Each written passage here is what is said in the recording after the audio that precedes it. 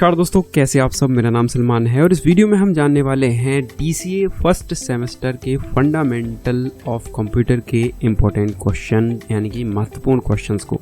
बहुत सारे स्टूडेंट्स की डिमांड आ रही है कि सर हमारे लिए इम्पोर्टेंट क्वेश्चन डाल दीजिए दिसंबर 2022 में होने वाले एग्ज़ाम के लिए। तो पहले भी हमने PC पैकेज का वीडियो अपलोड कर दिया है DCA फर्स्ट सेमेस्टर का, और ये है फंडामेंटल का वीडियो। सबसे पहले तो इस वीडियो को लाइक ज़रूर कर दीजिए, अच्छा से कमेंट ज़रूर कर दीजिए, और इस वीडियो का लाइक एम रखते हैं हम 100 लाइक का, तो ज़रूर से उसको पूरा कर दीजिए।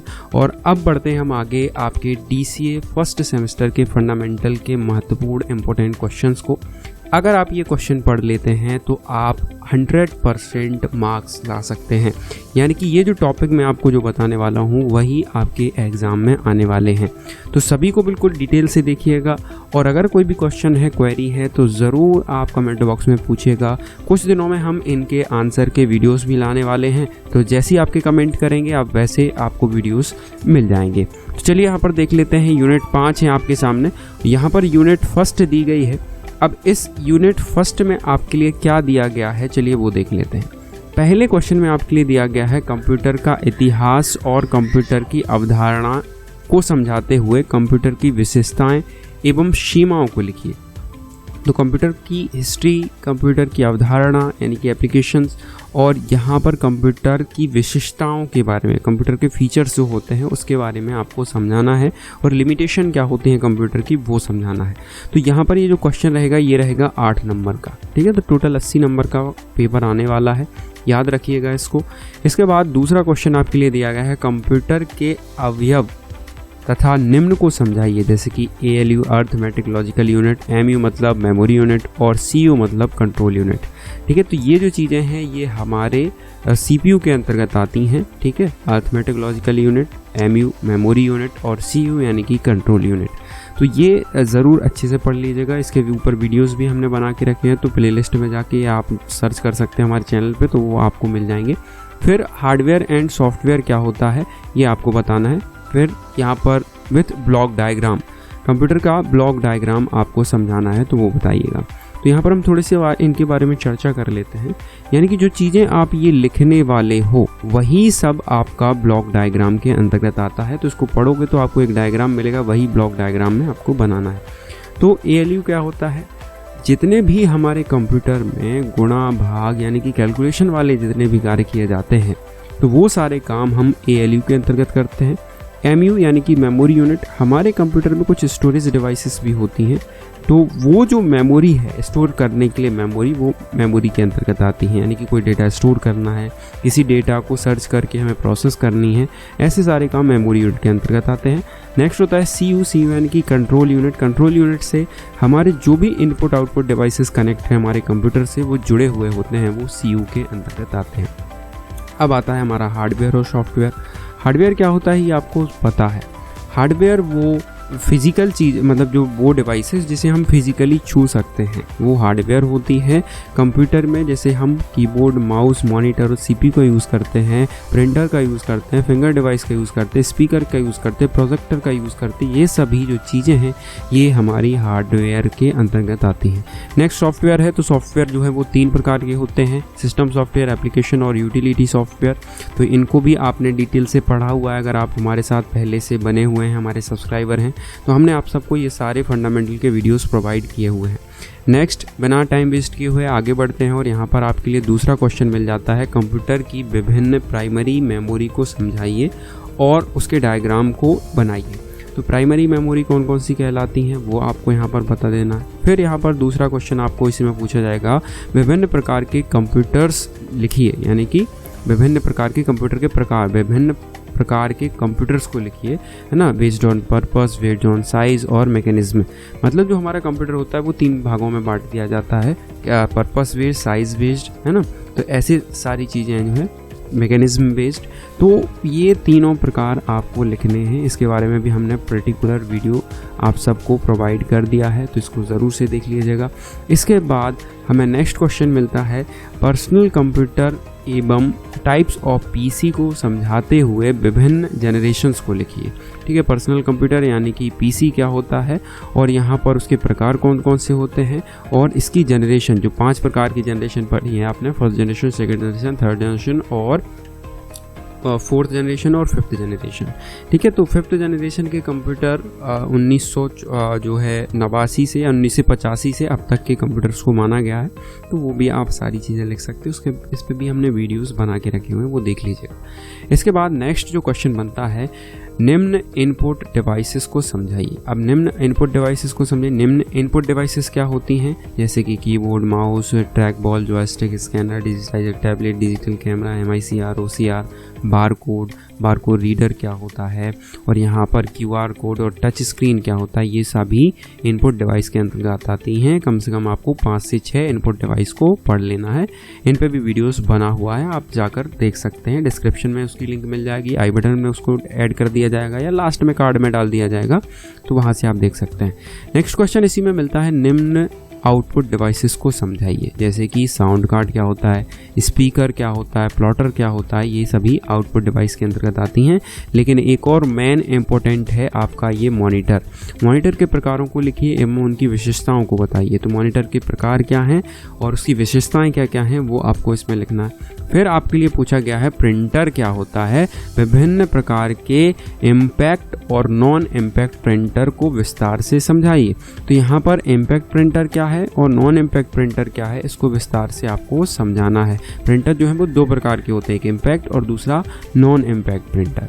नेक्स्ट होता है आपका रेजोल्यूशन क्या होता है और वीडियो स्टैंडर्ड को समझाइए। ये आपके मॉनिटर के अंतर्गत आने वाली चीज़ें हैं, तो इसको आपको ज़रूर पढ़ना। बाकी ये जो है ये बहुत इंपॉर्टेंट है, वीडियो स्टैंडर्ड, तो इसको ज़रूर से आप पढ़ लीजिएगा। इसके बाद थर्ड यूनिट है। थर्ड यूनिट में आपके लिए क्या क्या पूछा जाता है, विभिन्न प्रकार की सेकेंडरी डेटा स्टोरेज को समझाइए। विभिन्न प्रकार की सेकेंडरी डेटा स्टोरेज को समझाइए, जैसे कि DVD, CD, ये सारी चीज़ें क्या होती है, ब्लू रे डिस्क क्या होती है, SD और MMC कार्ड क्या होता है, यहाँ पर SSD क्या होती है। तो सारी चीज़ों के बारे में हमने डिटेल से पढ़ा है।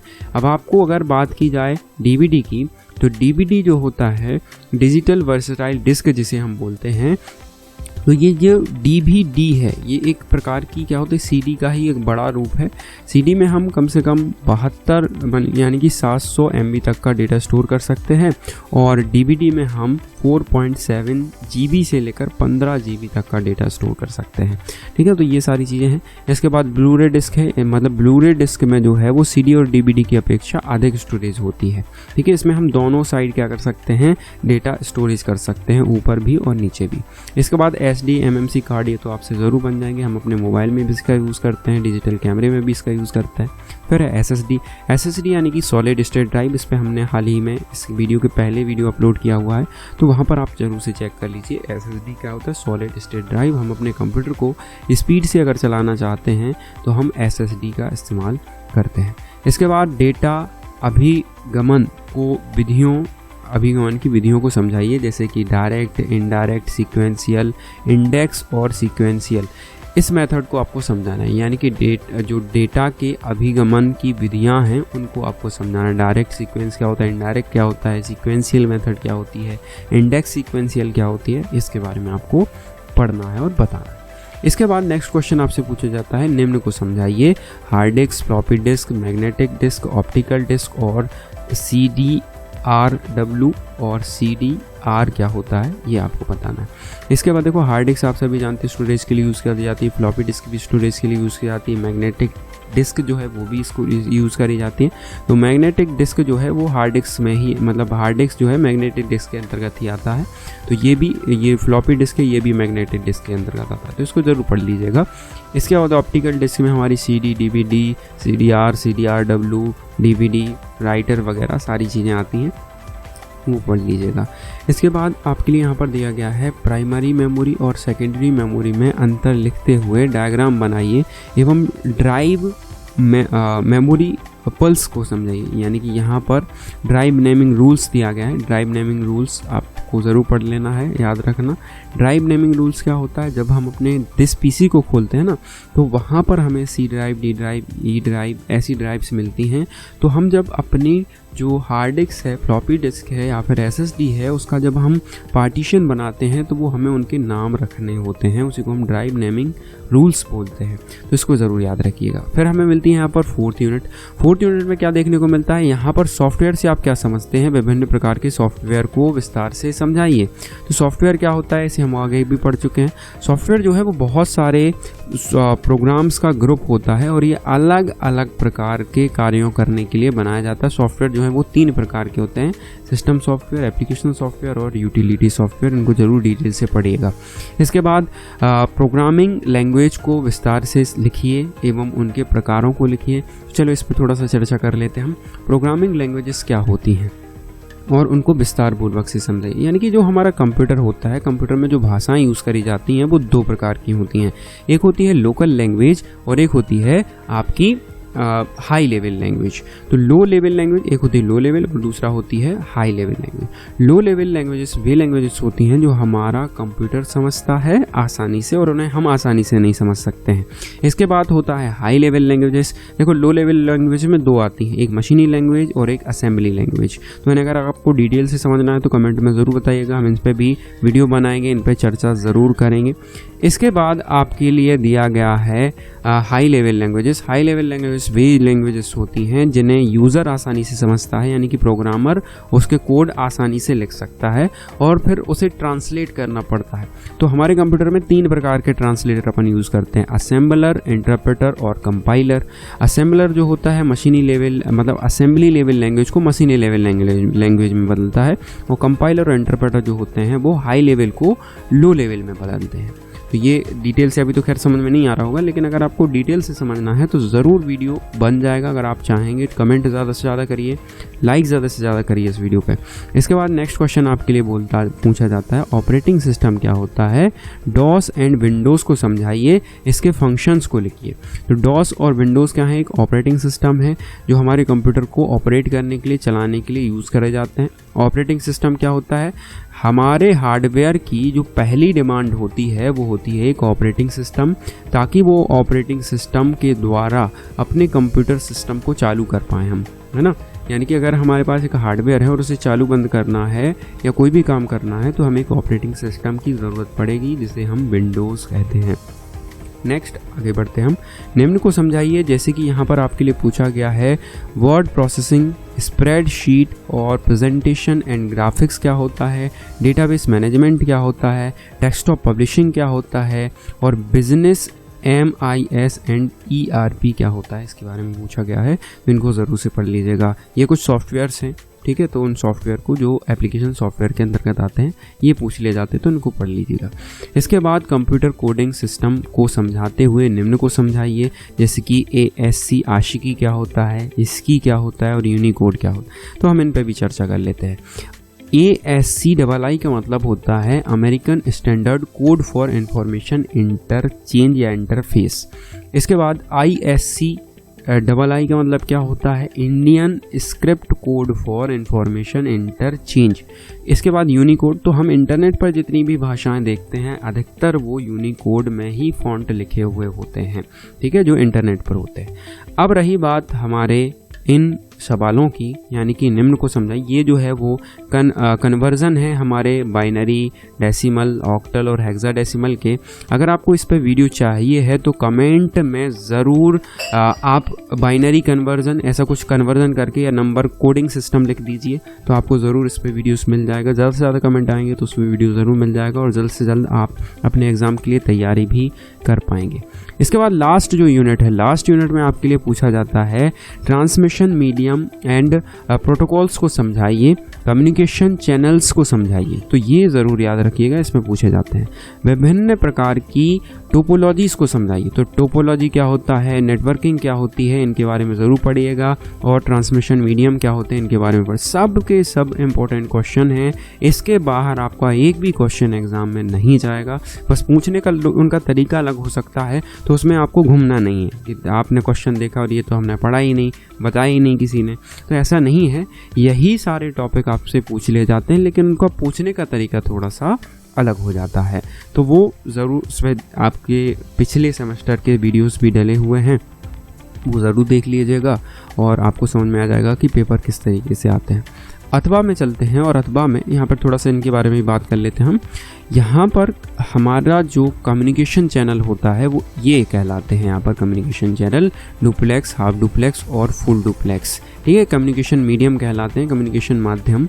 ठीक है, यहाँ पर तो डुप्लेक्स का मतलब क्या होता है, जब भी कोई भी सिग्नल एक दिशा में जाता है तो उसे हम डुप्लेक्स कहते हैं। यानी कि जब संकेत भेजा जाता है, मैसेज भेजा जाता है, तो वो केवल एक ही दिशा में पॉसिबल हो पाता है। जैसे हम कीबोर्ड और माउस के द्वारा संकेत भेज सकते हैं, प्राप्त नहीं कर सकते। तो ये डुप्लेक्स का सशक्त एक एग्जाम्पल है। यहाँ पर हाफ डुप्लेक्स है। हाफ डुप्लेक्स में संचार दोनों दिशाओं में होता है, लेकिन एक समय में केवल एक ही होता है। जैसे हम हार्ड डिस्क में कोई डेटा सेव करते हैं, तो हार्ड डिस्क में डेटा या तो सेव होगा या आप उसको ओपन करके देख सकते हो। तो एक समय में केवल एक ही कार्य हो सकता है। फिर होता है फुल डुप्लेक्स। फुल डुप्लेक्स का मतलब क्या होता है कि इसमें डेटा संचार की गति और दिशा दोनों साइड में एक जैसी हो सकती है। जैसे कि हम मोबाइल पे टेलीफोन से बात करते हैं ना, तो हम क्या करते हैं, कुछ भी बोलते हैं तो तुरंत वहाँ पे भी पहुँच जाता है, वो कुछ भी बोलता है तो हमारे पास आ जाता है। तो ये मैसेज का आदान प्रदान तुरंत हो जाता है बिना किसी सिग्नल के रुके हुए। तो ये फुल डुप्लेक्स का एक अच्छा उदाहरण है। इसके बाद यहाँ पर कनेक्शंस क्या होते हैं, तो वो इंटरनेट के कनेक्शन कौन कौन से होते हैं वो आपके बारे में लिए समझाएगी। USB connection, modem, WiFi, router, है ना, ये सारी चीज़ें जो आती हैं, यूएसबी मॉडेम, तो ये कनेक्शंस कहलाते हैं। इस पर वीडियोस भी जल्द से जल्द आ जाएगा। अगर आप चाहेंगे कमेंट में ज़रूर बताइएगा, भर भर के कमेंट कीजिए, आपको वीडियो ज़रूर प्रोवाइड किया जाएगा और आप अच्छे नंबरों से पास भी हो जाएंगे। थोड़ा सा हम इन पर भी चर्चा कर लेते हैं। Local area network, wide area network और मेट्रोपॉलिटन एरिया नेटवर्क। जब हमें किसी नेटवर्क की कनेक्टिविटी 1 से 2 किलोमीटर की रेंज में बनानी होती है तो हम लोकल एरिया का नेटवर्क का यूज़ करते हैं। अगर हमें अपने एक शहर से दूसरे शहर में कम्युनिकेशन करना है केबल्स के माध्यम से, तो हम मेट्रोपॉलिटन एरिया का नेटवर्क का यूज़ करते हैं। और जो थर्ड होता है वो होता है वैन, यानी कि वाइड एरिया नेटवर्क। ये वर्ल्ड वाइड नेटवर्क कनेक्शन को स्थापित करता है, जैसे कि इसका सबसे अच्छा उदाहरण इंटरनेट है। एक शहर दूसरे शहर से इंटरनेट के माध्यम से ही जुड़ा हुआ है, तो वो वैन के अंतर्गत आता है। डिटेल से समझना है तो वीडियो को ज़रूर लाइक करिए, चैनल को सब्सक्राइब करिए और कमेंट में ज़रूर इनको पूछेगा। इसके बाद टोपोलॉजी जो है वो 4-5 प्रकार की होती है, 5 प्रकार निम्न से। जब हम एक नेटवर्क बनाते हैं तो उस नेटवर्क को बनाने के लिए हम टोपोलॉजी का यूज़ करते हैं, यानी कि बस topology, ring topology, tree topology, mesh topology. ऐसी टोपोलॉजीज जो हैं वो हमारी स्टार टोपोलॉजी, वो सभी टोपोलॉजीज के अंतर्गत आती हैं। तो इन टोपोलॉजी को समझने के लिए वीडियो को लाइक और चैनल को सब्सक्राइब ज़रूर करिए तो आपको वीडियो भी मिल जाएगा। आगे हम बढ़ते हैं, लास्ट कुछ टॉपिक्स बचे हुए हैं। यहाँ पर आपके लिए फुल डुप्लेक्स, हाफ डुप्लेक्स ये समझ में आ गए होंगे। निम्न को समझाते हुए इनके लाभ और हानि को लिखिए। जैसे ब्रिज क्या होता है, हब क्या होता है, राउटर क्या होता है, गेटवेज क्या होते हैं, रिपीटर क्या होता है, तो इनके बारे में ज़रूर पढ़िएगा। ये भी इम्पोर्टेंट होते हैं और हर बार पूछे जाते हैं। फिर आपके लिए पूछा गया है use of communication and components of communication को विस्तार पूर्वक समझाइए। तो यूज़ ऑफ कम्युनिकेशन, इसको ज़रूर समझाना है। तो ये था हमारा फंडामेंटल का वीडियो, जिसमें हमने सारे के सारे इम्पोर्टेंट क्वेश्चन, सारे के सारे इम्पोर्टेंट टॉपिक्स को समझा है, पढ़ा है। अगर आपका कोई भी कमेंट है, कोई भी सुझाव है तो कमेंट बॉक्स में ज़रूर पूछिएगा और इस वीडियो को लाइक करिए, चैनल को सब्सक्राइब करके बेल आइकन ज़रूर प्रेस कर लीजिए और बने रहिए हमारे चैनल के साथ, ताकि आपका जो डीसीए और पीजीडीसीए है वो अच्छी तरीके से, अच्छे नंबरों से पास आप हो जाएं। नोट्स की प्रॉब्लम है आप